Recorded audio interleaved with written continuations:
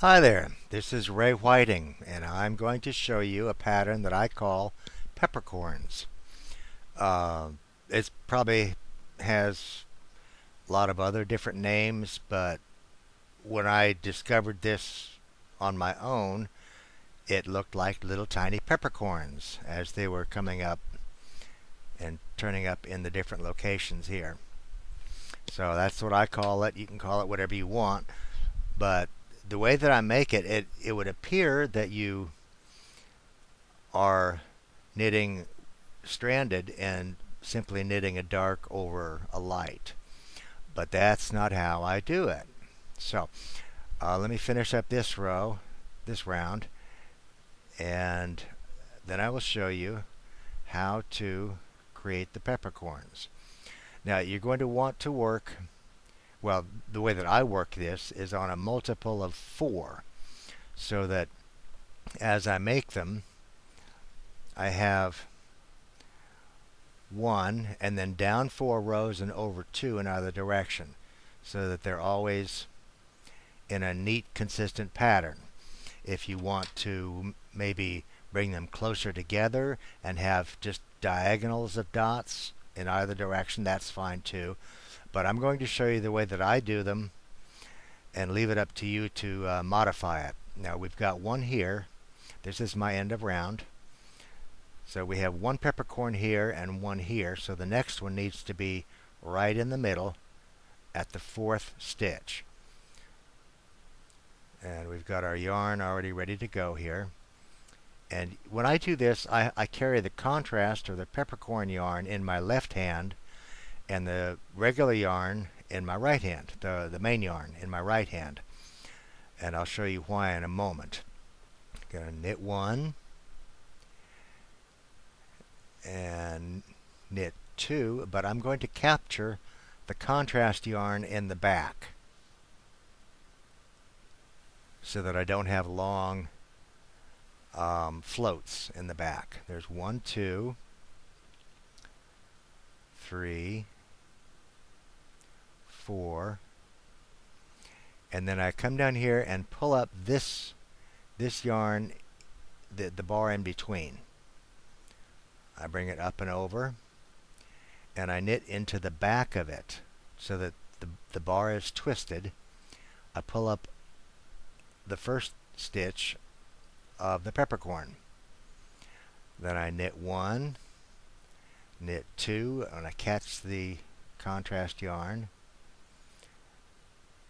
3 and 4. And then we do it again.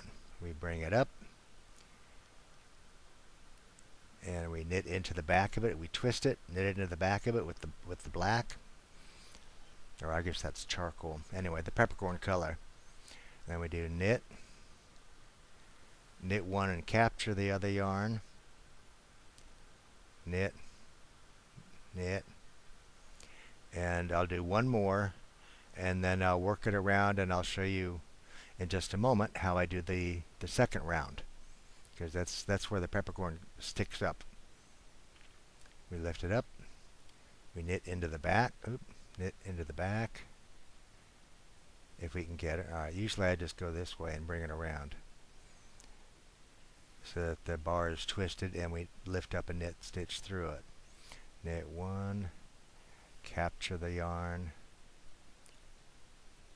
3 and 4.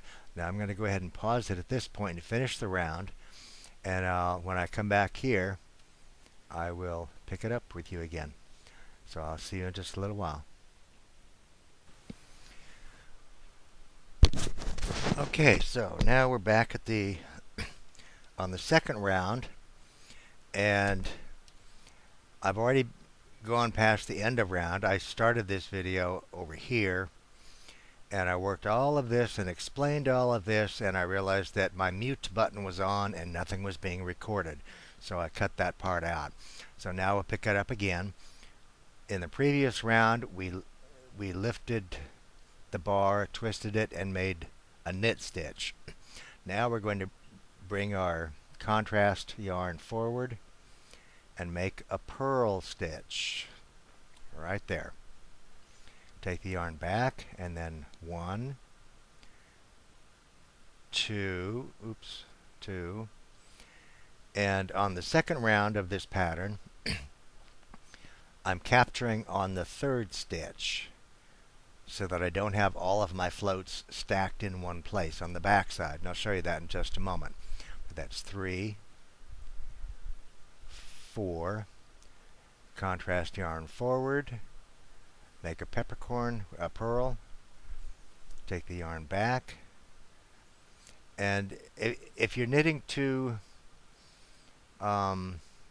firmly, what I found is that you can take your thumb on this stitch right here that you just made the contrast and pull it down when you make the next couple of stitches.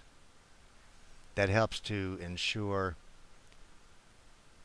extra yarn in the pattern. Hold on just a moment. Oh, pardon me there, I had to cough. Alright, you pull this down to make extra space. Make sure you have enough yarn that you're not causing puckers as you knit. So there's 3, catch it, and 4, and bring the yarn forward and make a purl, and go back and pull this down, get some extra yarn here so I can work.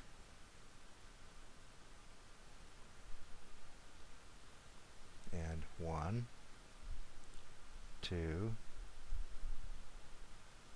3, catch it, and 4, and then you continue around making a purl into all of the peppercorns that you made earlier. And now I'm going to pause it again, and then the next round, the 3rd row of the pattern, I'll show you how to close it so that these peppercorns are disappeared.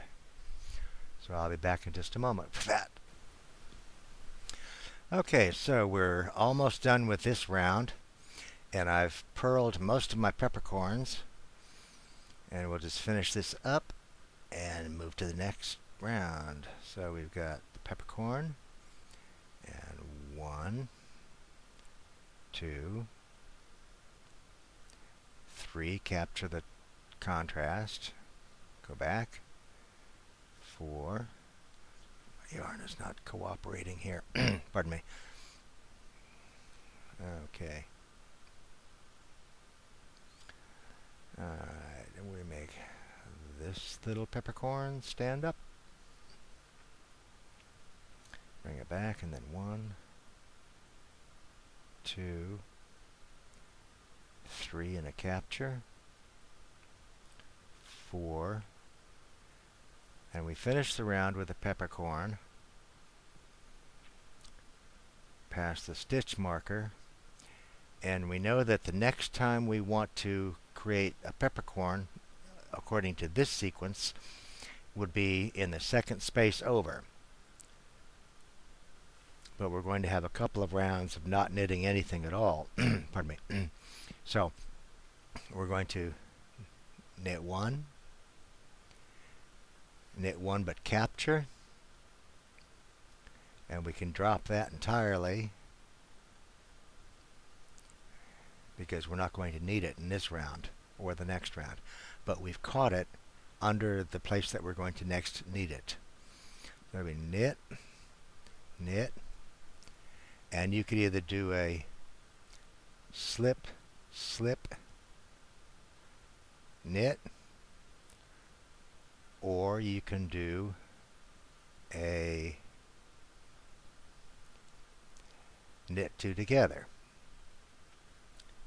In either situation, what you're doing is you're tucking the top of the peppercorn into the back behind the other stitches, so that in the subsequent rounds you're not going to see very much of it.